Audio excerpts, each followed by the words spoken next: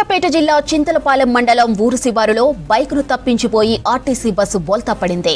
ఈ ప్రమాదంలో 20 నుండి 30 మందికి తీవ్ర గాయాలైనట్లు సమాచారం.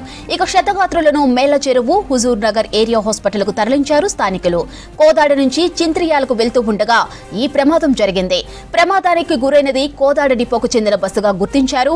ప్రమాద సమయంలో బస్సులో సుమారు 50 నుంచి 60 మంది ప్రయాణికులు ఉన్నట్టు సమాచారం.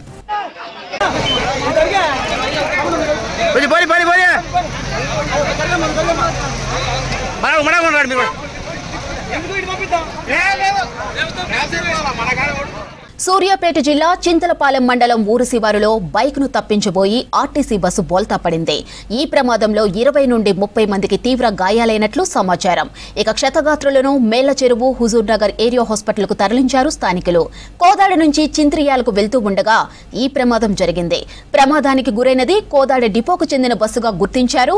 ప్రమాద సమయంలో బస్సులో సుమారు 50 నుంచి 60 మంది ప్రయాణికులు ఉన్నట్టు సమాచారం. కోదాడ నుంచి మరి చింత్రాలు వెళ్తున్నట్టు ఆర్టీసీ బస్సులో ఓవర్లోడ్ కావడం వల్ల అది టర్నింగ్ లో స్టీరింగ్ అనేది ఇరిగిపోవడం వల్ల మరి ఆ డ్రైవర్ పట్టుదప్పి కోల్పోయి ఒక వాహనం కూడా ఆ బస్ కింద పట్టడం జరిగింది.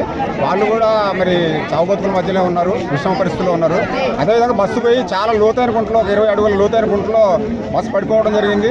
స్థానికంగా వచ్చిన ప్రజలంతా కూడా, ఇక్కడికి వచ్చిన ప్రజలంతా కూడా మరి మల్లారెడ్డి నుంచి స్వచ్ఛందంగా వచ్చి వాళ్ళని 20 మంది దాకా కూడా ఎక్కడ టైర్ల కింద, వాటి కింద, డోర్ల కింద, రేకుల కింద ఉంటే వాళ్ళని లాగి రక్త సిక్తమైపోయి ఉంటే వాళ్ళందరూ కూడా మానవతా దృక్పథంతో వాళ్ళందరూ తీసి ఫస్ట్ ఇక్కడ మల్లారెడ్డి మాజీ సర్పంచ్ గారి ఒక వాహనం ఉంటే బుల్లెల వాహనం, దాంట్లో 5-6 మహిళలు వేయడం జరిగింది. వాళ్ళకి చాలా విషమమైన పరిస్థితిలో ఉన్నారు వాళ్ళు.